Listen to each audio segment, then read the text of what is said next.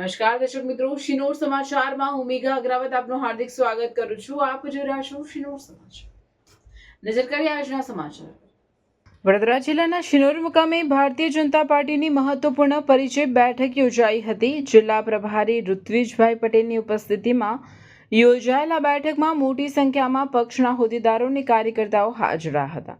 સ્થાનિક સ્વરાજ્યની આવનારી ચૂંટણીને ધ્યાનમાં રાખીને ભારતીય જનતા પાર્ટી દ્વારા સમગ્ર રાજ્યમાં જિલ્લા પ્રભારીઓની નિમણૂક કરવામાં આવી છે. વડોદરા જિલ્લા પ્રભારી તરીકે ઋત્વિજભાઈ પટેલની જવાબદારી સોંપવામાં આવી છે. આ અંતર્ગત શિનોર ખાતે તાલુકા પરિચય બેઠક યોજાઈ હતી, જેમાં મુખ્યત્વે કાર્યકર્તાઓને ચૂંટણી માટે સજ્જ બનાવવાનો અને આગામી કાર્યક્રમોની યોજના ઘડવાનો ઉદ્દેશ્ય રહ્યો હતો.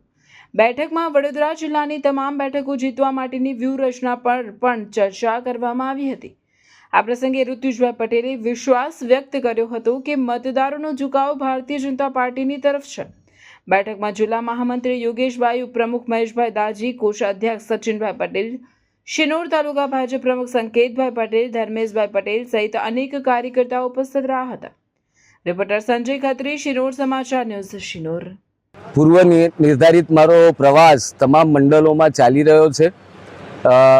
લગભગ આ મારું વડોદરા જિલ્લાનું એ 7મું મંડળ છે, જેમાં પ્રભારીની નિયુક્તિ થયા બાદ સંગઠનાત્મક પ્રવાસ છે. અને આગામી સમયમાં જ્યારે સ્થાનિક સ્વરાજની ચૂંટણીઓ આવી રહી છે, ત્યારે કાર્યકર્તાઓને જે અમારા કાર્યકર્તાઓ 24 કલાક 7 દિવસ સક્રિય હોય છે, એમને ચૂંટણી મોડમાં લાવવાની જરૂરિયાત નથી હોતી, છતાં પણ એક રીતે ચૂંટણી માટે સજ્જ કરવા અને આજથી જ ઇલેક્શન મોડમાં લાવવા માટેની એક આયોજનની બેઠક હતી. આગામી કાર્યક્રમોના આયોજન માટેની બેઠક હતી. અને કઈ રીતે અમારા પ્રદેશના અધ્યક્ષ આદરણીય જગદીશભાઈ વિશ્વકર્મા સાહેબ, ગુજરાતના મુખ્યમંત્રી આદરણીય ભૂપેન્દ્રભાઈ પટેલ સાહેબ અને નાયબ મુખ્યમંત્રી આદરણીય હર્ષભાઈ સંઘવી સાહેબના નેતૃત્વમાં સ્થાનિક સ્વરાજમાં વડોદરા જિલ્લો તમામ બેઠકો જીતીને એક ઉત્કૃષ્ટ પરિણામ આપે એ દિશામાં ચોક્કસ રણનીતિ કરવા માટે આજે શિનોર તાલુકાની બેઠક યોજાઈ.